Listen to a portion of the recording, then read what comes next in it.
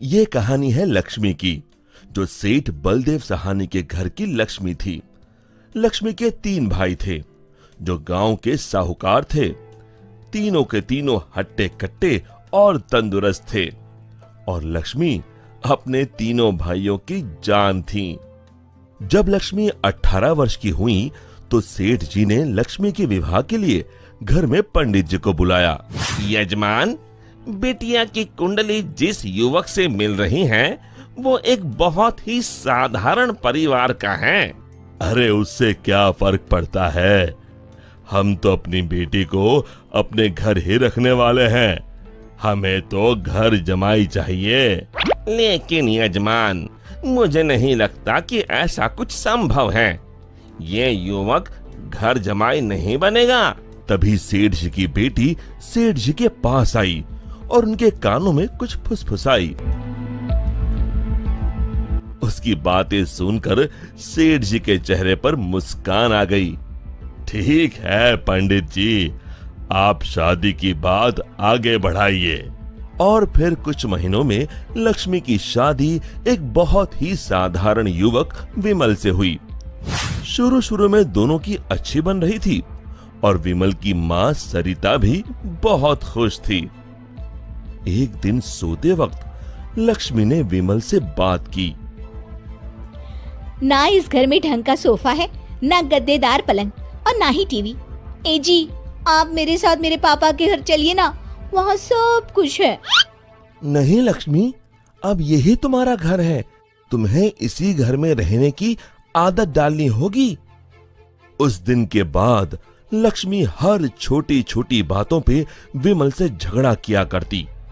उनके बीच बात इतनी बिगड़ गई कि अब लक्ष्मी कभी बेलन तो कभी बर्तन फेंक फेंक कर विमल को मारती। विमल बेटा, ये क्या है? तुम दोनों ऐसे लड़ क्यों रहे हो? माँ, ये रट लगाए बैठी है कि मैं भी इसके साथ इसके बाप के घर में जाकर रहूं, घर जमाई बनकर।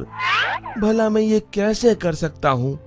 और इसीलिए हमारी रोज अनबन होती है।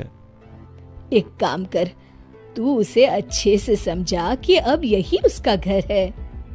अगले दिन फिर से लक्ष्मी विमल को अपने घर चलने के लिए जोर डालने लगी। आप मेरे साथ मेरे घर चलिए। आपको यहाँ गरीबों की तरह जीने की कोई जरूरत नहीं है। मेरे पापा के पास सब कुछ है। मैंने तुम्हें कितनी बार बोला है, मैं घर जमाई नहीं बनना चाहता हूँ। अगर आप खुद से मेरे साथ नहीं चलोगे तो मैं मेरे भाइयों से बोलकर आपको जबरदस्ती यहाँ से उठवा लूंगी। बहू की ये बात सुनकर सरिता को अपने बेटे की चिंता सताने लगी। इसके तीनों भाई तो इतने शक्तिशाली है, मेरे बेटे का क्या हाल होगा? ये मैंने क्या कर दिया? इससे अच्छा तो किसी गरीब की बेटी ब्याह लाती, कम से कम कोई आफत तो नहीं आती। अब सिर्फ बाबा जी ही मेरी मदद कर सकते हैं। सरिता बहुत दूर एक बाबा जी के पास गई और उन्हें अपनी पूरी दुख भरी दास्तान बताई। अब आप ही बताइए बाबा जी, मैं अपने बेटे को बचाने के लिए क्या कर सकती हूँ? ये ताकतवर इंसान ऐसे ही होते हैं, हमेशा निर्बलों को दबाना चाहते हैं। अब सिर्फ गुफा में रहने वाली डायन ही तुम्हारी मदद कर सकती है। सिर्फ वही तुम्हें ताकतवर बना सकती है, जिससे तुम अपने बेटे को बचा सकती हो। बाबा जी, मुझे ये डायन कहाँ मिलेगी? वो उत्तरी दिशा में मिलेगी, लेकिन उससे मिलने से तुम्हारे प्राण भी संकट में आ सकते हैं। अपने बेटी की जान बचाने के लिए मैं कुछ भी कर सकती हूँ। सरिता उत्तरी दिशा में निकल पड़ी और गुफा तक पहुंचते पहुंचते उसे रात हो गई। कोई है यहाँ? क्या आज एक इंसान यहाँ खुद चलकर आया है? वो भी मेरा खाना बनने। मैं आपसे मिलने आई हूँ। मिलने? मुझसे? हाँ। वो भी खुद चल के? बताओ बताओ क्या बात है? सरिता ने डायन को अपनी कहानी सुनाई।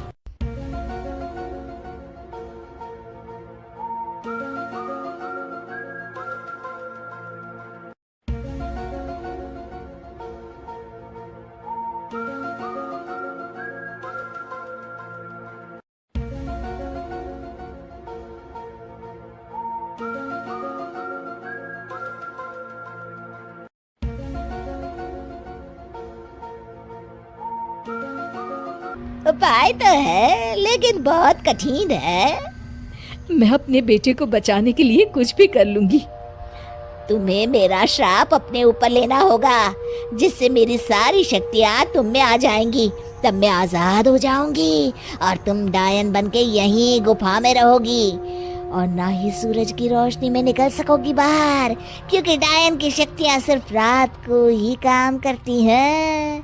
क्या तुम्हें ये मंजूर है? विमल को बचाने के लिए अगर मुझे डायन भी बनना पड़े तो मंजूर है। डायन ने कुछ जादू किया और डायन की सारी शक्तियां सरिता में चली गईं और अब डायन आजाद होकर एक औरत बन गई और सरिता डायन बन गई। यहां पूरा दिन हो गया था। विमल ने गांव में जाकर मां को ढूंढा, लेकिन मां कहीं नहीं मिली। रात को वो घर पहुंचा तभी लक्ष्मी उस पर बरस गई। ये सब सरिता अपनी शक्तियों से देख रही थी और उसी समय सरिता डायन के रूप में वहां पहुंची। सरिता को डायन के रूप में देखकर उसके पैरों से मानो जमीन खिसक गई। सरिता जोर जोर से हंसने लगी।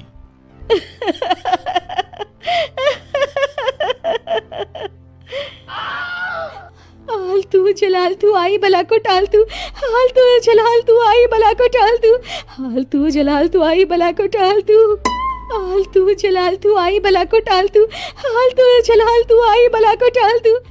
जैसे तैसे रात को लक्ष्मी सो गई और सुबह होते ही अभी अपने भाइयों को बताती हूँ कि आपने मुझे बेलन से मारा। लक्ष्मी दरवाजे से पांव बाहर डाल ही रही थी कि सरिता ने अपने हाथ लंबे कर कर लक्ष्मी के पांव पकड़ लिए। अब तुम इस चौखट के बाहर बिल्कुल नहीं जाओगी। एक बार फिर से लक्ष्मी बेहोश हो गई। अब जब भी लक्ष्मी कुछ बेतुका करने जाती थी, सरिता बीच में आकर अपने बेटे को बचा लेती और बेचारी लक्ष्मी डायन से डरकर घर के कोने में दुबक कर बैठी रहती। हालतू जलालतू आई बला को टालतू, हालतू जलालतू आई बला को टालतू, हालतू जलालतू आई बला को टालतू। विमल दिन रात अपनी माँ को याद करके रोता। तू कहाँ है माँ? कहाँ चली गई मुझे छोड़ के?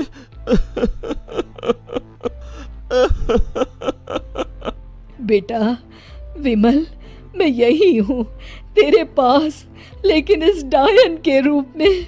ये सब सुन विमल बहुत डर जाता है। डर मत बेटा, बस मुझसे तेरा दुख नहीं देखा जा रहा था, इसलिए मुझे ये सब करना पड़ा। ये सब पीछे खड़ी लक्ष्मी सुन रही थी। तभी सरिता ने उसे अपनी शक्तियों से दीवार पर लटका दिया। जा रही हूँ, मगर एक बात समझ ले, मेरे बेटे को परेशान करने की भी तूने या तेरे घर वालों ने सोची तो मैं यहाँ फिर आ जाऊंगी। जी जी जी माँ जी। तभी तो कहते हैं माँ से बढ़कर दुनिया में कुछ नहीं। माँ एक वरदान है जो अपने बच्चों के लिए कुछ भी कर सकती है।